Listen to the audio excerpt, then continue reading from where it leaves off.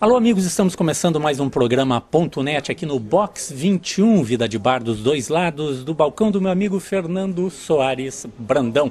Box 21 você tem o melhor happy hour da cidade.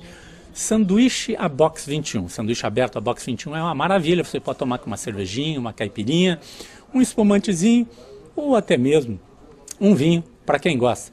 Nunca esquecendo que você tem que fazer que nem eu, né? Eu venho com o meu Designator Driver, que é o Roberto Aguiar, que também é, além de Designator Driver, o nosso produtor, o nosso cameraman, o nosso editor do programa .net. Se eu não falo isso, ele reclama.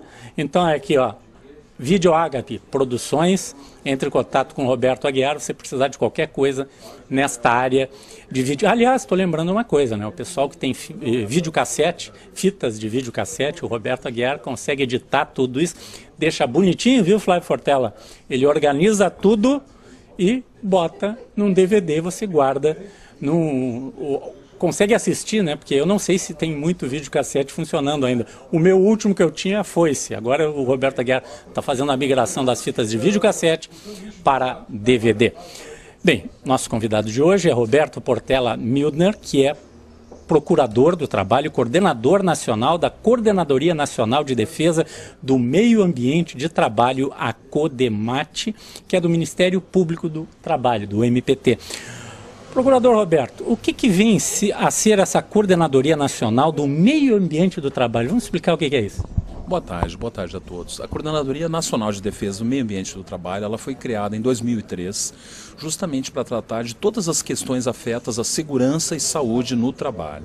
Meio ambiente do trabalho, uma definição clássica, é o local onde os trabalhadores exercem a sua atividade laborativa, onde as pessoas passam a maior parte das suas vidas, inclusive, em razão da jornada de trabalho normalmente despendida. Daí avulta a importância de nós envidarmos esforços para que realmente o trabalho, como ele deve ser uma fonte sempre de vida, nunca de adoecimento. Por isso a preocupação especial que o Ministério Público do Trabalho teve de criar uma coordenadoria temática especificamente voltada para as questões afetas à segurança e saúde no trabalho. Gostaria que o senhor explicasse também a diferença entre a fiscalização do Ministério do Trabalho e a ação do Ministério Público do Trabalho. O Ministério do Trabalho e Emprego, através do seu corpo de auditores fiscais do trabalho, ele exerce a verificação do cumprimento da legislação trabalhista. É uma atuação que ela tem um caráter um pouco mais repressivo, realmente, no sentido de aplicar as multas cabíveis por descumprimento das normas de proteção do trabalho. E também, claro, os auditores fiscais do trabalho têm um diferencial que eles têm a competência para levantar os débitos do Fundo de Garantia por Tempo de Serviço, dentre outras atribuições. Já os procuradores do trabalho, os membros do Ministério Público do Trabalho, têm uma atuação mais proativa, uma atuação mais promocional, uma atuação que não se dá tão somente na esfera administrativa. Os procuradores do trabalho, nós atuamos também judicialmente, nós requeremos perante a Justiça do Trabalho, por intermédio das ações cabíveis, especialmente a ação civil pública. Nós utilizamos então esses instrumentos judiciais de atuação para podermos promover a defesa dos direitos sociais individuais dos trabalhadores em juízo. Bom, existem 5 grandes programas nacionais que o Ministério Público do Trabalho e a sua coordenadoria do Meio Ambiente do Trabalho tem como foco, né? Vamos falar da primeira, que é o acompanhamento, uma coisa que interessa a todos nós, né, das obras de construção civil pesada, a questão do PAC, nós temos aí Copa do Mundo, temos a questão das Olimpíadas também, a gente só está olhando o umbigo aqui, logo aqui adiante, que é a Copa do Mundo, mas em seguida, 2 anos depois, já temos as Olimpíadas e é muito dinheiro, muitas obras, muitas construtoras grandes, como aqui em Porto Alegre, o caso de vários trabalhadores da construção civil que estão saindo do norte e nordeste do Brasil vindo trabalhar aqui, tá? Então vamos falar um pouquinho disso. Exatamente. O Ministério Público do Trabalho, então, nós temos, dentro do âmbito da CODEMAT, temos 5 projetos nacionais que foram eleitos pelos seus membros para que seja dada uma atuação prioritária. No âmbito da construção civil, agora no mês de dezembro mesmo, nós estamos fazendo a Semana Nacional da Construção Civil leve, construção civil normal, cujo objetivo justamente é de verificar, realizar inspeções nas obras, verificando se estão sendo cumpridas as normas de regência, principalmente as normas de segurança e saúde, verificando também questões, além de questões propriamente ditas, né, afetas ao meio ambiente de trabalho, mas também questões de terceirização, também questões de alojamento, a própria migração de trabalhadores, como salientado. É uma prática que tem sido bastante comum na construção civil, né, em termos de grandes obras, tem havido uma certa migração de trabalhadores de uma para outra localidade do território nacional. E isso muitas vezes gera situações com alguns problemas na questão do retorno dos trabalhadores à origem, na questão também do deslocamento deles, né, do retorno temporário, quando a obra tem uma duração mais longa, para que seja assegurado aos trabalhadores o direito de poder retornar após algum tempo de permanência na obra, que eles possam retornar às suas localidades de origem, enfim, como um todo, né, o objetivo é realmente que, através desse projeto nacional de combate às irregularidades trabalhistas na construção civil, que nós possamos promover o trabalho decente, né, sempre observando a legislação que regula a matéria. Já na questão do projeto de adequação das condições de trabalho nos frigoríficos, é um outro projeto nacional que foi criado em abril deste ano e surgiu justamente de uma preocupação que o Ministério Público do Trabalho constatou em um segmento de atividade econômica que emprega hoje em torno de 750 a 800 mil trabalhadores na indústria de abate e processamento de carnes, normalmente conhecido como indústria frigorífica.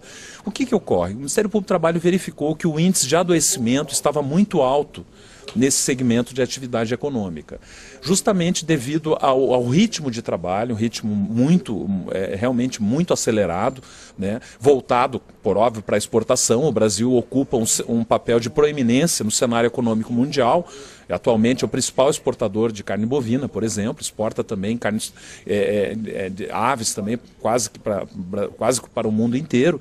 E devido a essa circunstância, nós constatamos que o índice de adoecimento dos trabalhadores na indústria frigorífica estava muito alto. Eu atuei durante um ano no estado do Mato Grosso e me lembro que lá mesmo, num determinado ano, 25% dos trabalhadores afastados mediante comunicação de acidente do trabalho, lá no estado do Mato Grosso, durante um ano, eles estavam se ativando na indústria frigorífica. E com uma simples comparação com o conjunto da população economicamente ativa do estado, se pôde comprovar que esse índice estava muito alto em relação aos demais segmentos de atividade econômica, o que evidenciava um ritmo de trabalho, uma condição de trabalho que estava causando um adoecimento um pouco maior do que o que seria esperado, um pouco maior do que o estatisticamente normal. Então, o que foi feito, né? Isso é uma situação que se replicou nos demais estados da federação e acabou ocasionando que o Ministério Público do Trabalho, que a CODEMAT, então nossa Coordenadoria de Defesa do Meio Ambiente e Trabalho, criou um projeto nacional de adequação das condições de trabalho nos frigoríficos. Temos até um exemplo do documentário Carne e Osso, que registrou muito bem essa situação, evidenciou, né, enfim, para a comunidade internacional, foi feito no início desse ano, e teve participação de procuradores do trabalho, juízes, auditores, fiscais do trabalho, enfim, e demonstra como está sendo hoje a realidade. O que o Ministério Público do Trabalho deseja? Que esse trabalho seja mais humanizado, que sejam introduzidas pausas de recuperação térmica, pausas de recuperação da fadiga também, porque são atividades repetitivas, extremamente repetitivas, que têm causado lesões por esforços repetitivos e doenças osteomusculares relacionadas ao trabalho. É muito alto também o índice de depressão, de trabalhadores acometidos de depressão. E só para ficar nesses dois exemplos, tanto afastamento de trabalhadores na indústria frigorífica por depressão, seja por doenças osteomusculares relacionadas ao trabalho, esse afastamento já se presume que seja motivo de doença, já se presume que seja relacionado ao trabalho. Ou seja, é a aplicação do chamado nexo técnico epidemiológico previdenciário no caso da indústria frigorífica.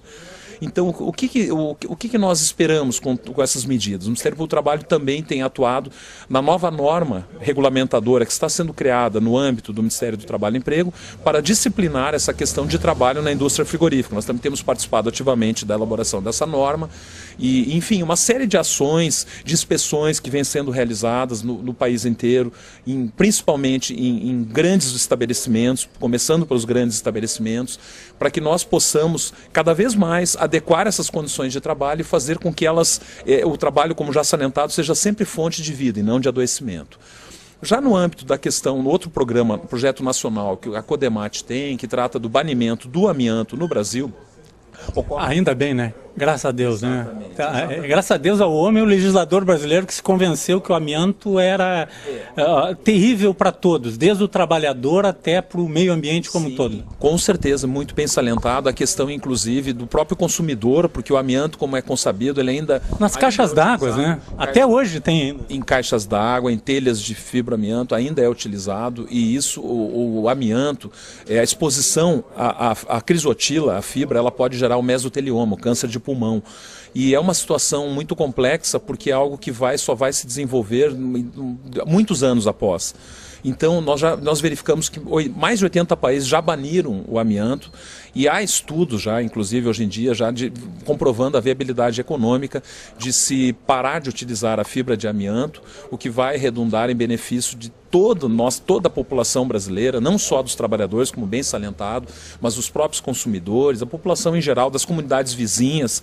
Nós temos casos lá, inclusive já registrados na Itália, onde milhares de trabalhadores adoeceram, foram prejudicados por ação de empresas, enfim. Então é chegada a hora de nós avançarmos, principalmente na questão legislativa, de nós banirmos, né, a utilização do amianto nos estados da federação, porque há uma ação, inclusive uma ação declaratória de inconstitucionalidade que está tramitando hoje no Supremo Tribunal Federal, e o nosso Tribunal Supremo vai também se pronunciar, vai decidir a matéria. E a par desse encaminhamento, o Ministério Público do Trabalho, por intermédio da CODEMAT, tem buscado justamente promover uma série de ações para permitir que nós avancemos, né, no enfrentamento dessa matéria. Nós vamos fazer um rápido intervalo e depois do comercial nós vamos conversar mais um pouco com o Procurador do Trabalho, Roberto Portela Mildner,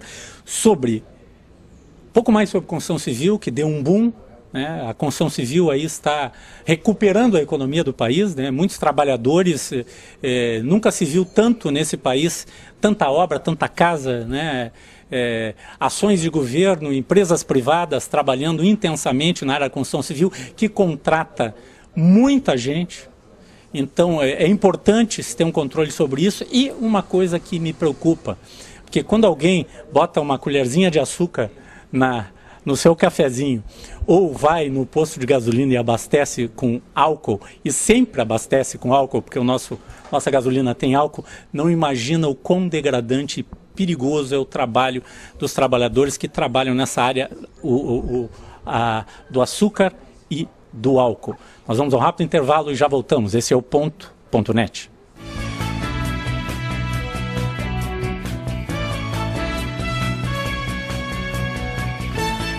Venha conhecer o Box 21, um ambiente aconchegante onde o melhor da gastronomia espera por você. Saboreie o delicioso filé à parmegiana e o sanduíche aberto Box 21. Conheça a bacalhoada, uma das tantas atrações do Box 21. Filés, peixes, vinhos, petiscos e, é claro, um chopp bem gelado. Ah, e tem sobremesas caseiras também. A melhor opção para o seu happy hour. Traga seus amigos. Venha com sua família. Box 21, Rua Carlos von Koselitz 304 em Porto Alegre. Reservas pelo telefone 51 33 25 51 21.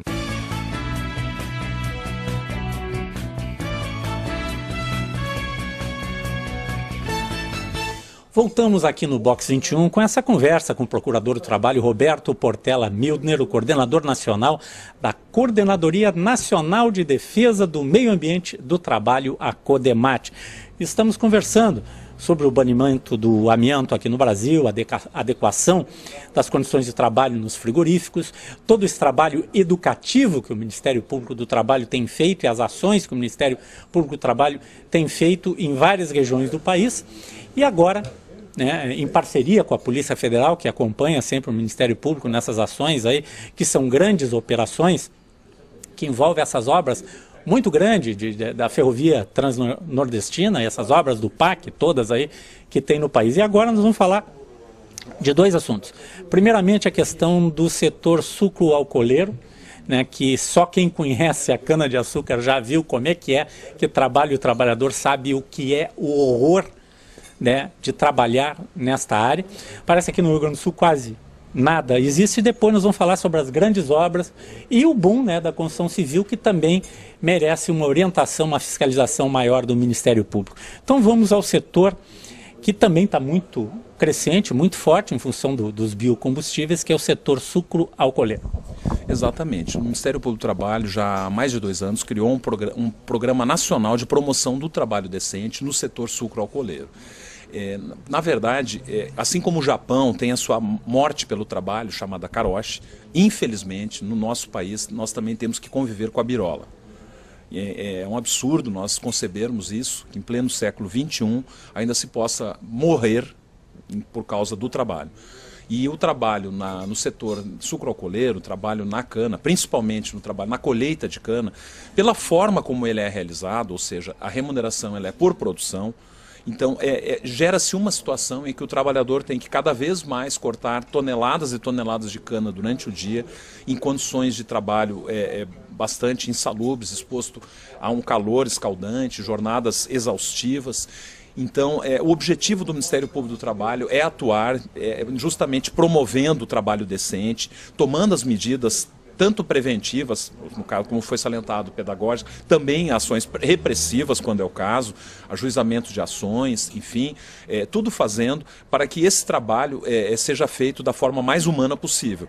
Uma situação que nós verificamos, né, no trabalho, no programa Sucroalcooleiro, muitas vezes a resistência do uso de equipamentos de proteção individual. Por ser um trabalho onde se está exposto a um calor excessivo, deve ser utilizado uma série de equipamentos, desde um macacão, uma pescoceira, enfim, o chapéu de proteção, luvas, porque, né, como se sabe, né, é uma atividade que machuca bastante as mãos. A cana corta mesmo, né? Corta, exatamente, ela corta mesmo. Então tem uma série de equipamentos que tem que ser obrigatoriamente fornecidos por conta da empresa, porque são equipamentos de proteção individual, e tem que ser regularmente substituídos quando danificados. E devido a esse pique, vamos dizer assim, essa demanda, essa aceleração por produção, como já foi citado, o álcool é necessário, né, para uma série de insumos, a cana é utilizada para uma série de insumos, até mesmo para o nosso consumo enfim, substituição de combustíveis fósseis, o que acaba ocasionando realmente uma situação em que o ritmo de trabalho acaba havendo um detrimento das condições ambientais de trabalho, ou seja, do cumprimento das normas de segurança e saúde. Além disso, o Ministério Público do Trabalho, a CODEMAT, também criou um programa nacional de acompanhamento das obras de construção civil pesada, é o chamado Projeto Nacional Construir com Dignidade. O que ocorre? Nós verificamos que nos últimos anos tem havido um intenso boom, um crescimento muito grande da indústria da construção civil. Então, isso se verifica não apenas no âmbito urbano, né, nas construções normais, obras de engenharia civil, mas também obras de engenharia civil pesada, como, por exemplo, a construção de hidrelétricas, como já acompanhamos, já fizemos uma grande inspeção lá em Porto Velho, né? Foi uma inspeção que demorou 2 semanas na construção de Jirau, é a maior obra do PAC hoje do Brasil, uma das 3 maiores obras do mundo em construção, onde estão se ativando em torno de 22 mil trabalhadores, e uma obra onde já tinham morrido, se não me falha a memória, 3 trabalhadores, e o Ministério Público do Trabalho interviu, então, ajuizou as ações cabíveis para que fossem feitas as correções que eram necessárias para que a obra se desenvolva e chegue a seu término sem mais mortes, sem mais adoecimento, e, enfim, que se possa cumprir o que está previsto na legislação trabalhista. Mas não é só lá, não. Nós temos também outras situações de construção de estádios, também as obras de construção da Copa do Mundo de 2014 e das próprias Olimpíadas de 2016, essas últimas mais direcionadas para o estado do Rio de Janeiro. E nós temos, então, esse mesmo programa de acompanhamento que visa realmente verificar, estar presente, estar junto, realizar inspeções em loco, ver como está a condição de trabalho dos trabalhadores, questão remuneratória, enfim, tudo aquilo que cerca, né, a questão dos direitos dos trabalhadores propriamente ditos. O Ministério Público do Trabalho, eu tenho recebido sempre lá do Flávio Portela material de ações que o Ministério tem feito, e tenho percebido uma especial atenção com uma coisa que se achava que era coisa do século XIX, do século XVIII, né? Que era o trabalho escravo. Tá? Não estamos falando daquela escravidão do passado, mas de condições subhumanas de trabalho comuns. E se fala muito mal da China aqui no Brasil, só que nós temos situações piores do que se diz da China aqui, até mesmo no interior do Rio Grande do Sul. Gostaria que o senhor falasse um pouquinho disso. Realmente, como diz na música do Caetano, o Haiti é aqui. Então, muitas vezes, embora nós não gostemos de aceitar essa realidade, ainda há situações com as quais nós nos confrontamos em que nós constatamos o trabalho em regime análogo ao de escravo. Como já salientado, é uma escravidão moderna, onde não há grilhões e onde realmente o que aprisiona os trabalhadores, o que lhes é surrupiado realmente é a sua condição, a dignidade enquanto pessoa humana. São condições onde os trabalhadores são forçados a trabalhar, muitas vezes sem opção de escolha, né, forçados pela miséria, pelas próprias condições de vida a que estão submetidos. E aí os empregadores se aproveitam dessa situação e oferecem trabalhos que muitas vezes são indignos.